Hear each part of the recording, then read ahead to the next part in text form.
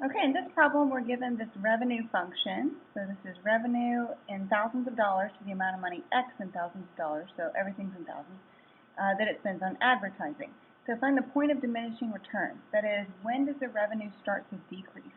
So first we're going to need to find its derivative. I think before we find its derivative, actually, let's come up here and rewrite it, or at least rethink of it, as 1 over 5,000 times 1,500 x squared minus x cubed. So what I'm doing is just pulling that 5,000 out so that it's written more clearly as a coefficient of the model.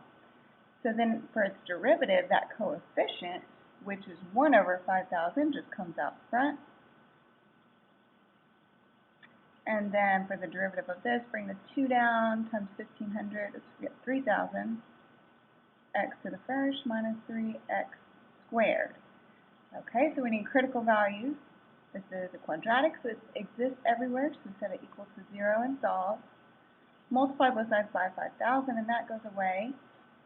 Let's pull a 3 and an x out of this, and that would leave us with 1,000 minus x equals 0. So we're getting x equals 0 and x equals 1,000. Well, x equals 0 obviously is not a solution because it doesn't make logical sense to say that the point of diminishing returns is immediately. Now, the revenue is going to go up for a while, and then it's going to start to decrease. So probably x equals 1,000 is going to make a little bit more sense. So let's put these on a number line. I am going to put 0 just because we're not going to consider x values less than 0 because that doesn't make sense since x is amount of dollars. And we'll put 1,000 here, and what we'll do is we'll test the revenue, actually we'll test the derivative on either side of 1,000 to see if the revenue is increasing or decreasing. So we're going to pick a test value within 0 to 1,000. I want to go with 500 as a test value.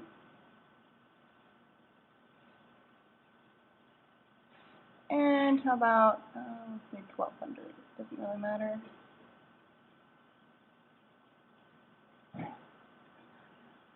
Okay, so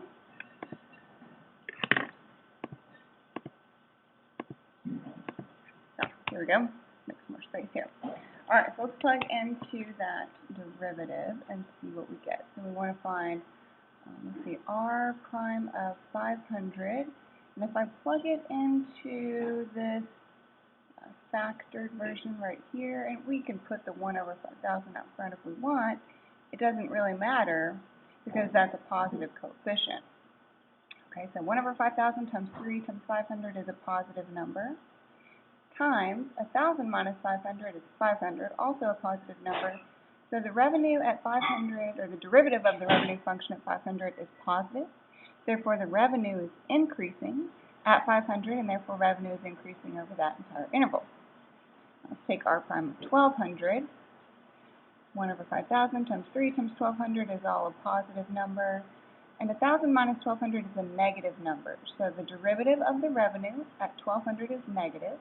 Therefore, the revenue is decreasing at 1,200 and therefore decreasing in that whole interval. So the point of diminishing returns then would be when x is 1,000.